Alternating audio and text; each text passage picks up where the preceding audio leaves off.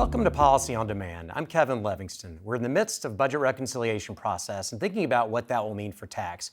All this while Washington is moving at a frenzied pace. So who better to speak with about understanding and navigating the reconciliation process than the former chairman of the House Ways and Means Committee, Dave Camp. Chairman Camp, welcome. Well, thanks, Kevin. Great to be with you. Great to have you here. Now, before we get started, a note for our viewers that we're filming this on the afternoon of Tuesday, February 18th. Things may change by the time this episode airs. With that in mind, let's get started. So the House and Senate Budget Committees took up the budget resolution last week, and as Mark Prater pointed out on Monday briefing this week, they have differing approaches. Could you help us walk through where things stand and what's happening next? Well, you're right, Kevin. This was an important first step for both the House and Senate Budget Committees moving forward on reconciliation, which will help advance tax policy.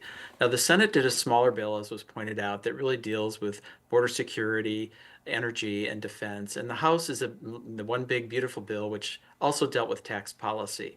So the next event really will be the second step, if you will be bringing those budget resolutions to the House floor. There's some talk that this week, potentially, the Senate may look at their budget resolution and take it from committee to the Senate floor, which will take about 50 hours of debate and have a number of amendments after the process. So a fairly lengthy process from a legislative standpoint. The House is out of session this week, so they won't be able to get to their second step of bringing their budget resolution to the House floor until they come back into session sometime next week. So it's really an opportunity to stay tuned and see whether they continue to move forward. But it's really important to note that this first step of at least getting the beginnings of a bill, even though they're in different, really on different phases, both the House and Senate, and different plans, an important first step to move those bills out of committee.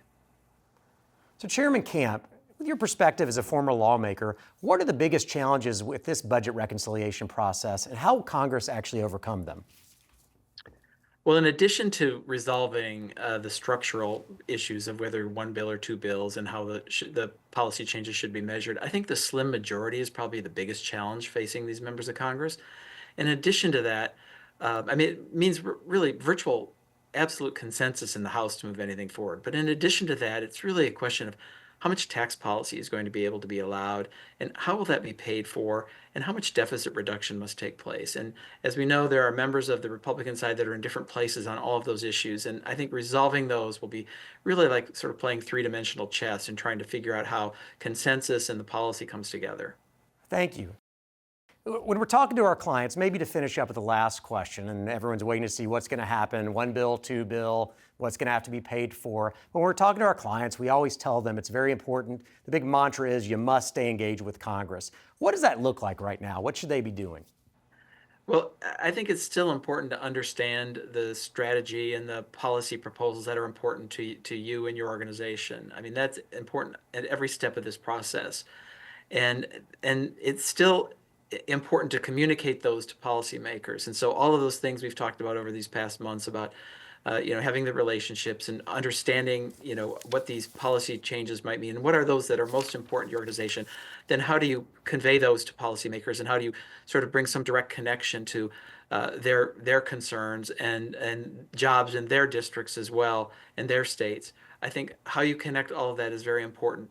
At least this piece in terms of how much revenue will be needed in order to move tax policy forward and how that revenue will be measured is going to be determined by members of Congress. And once that's decided, and once there really is a legislative proposal with more detail in it, it will be very clear, at least, where individuals and companies need to move forward on. But I think many know what their chief concerns are, and it's important to just stay involved and engaged at every stage of the process as this moves on.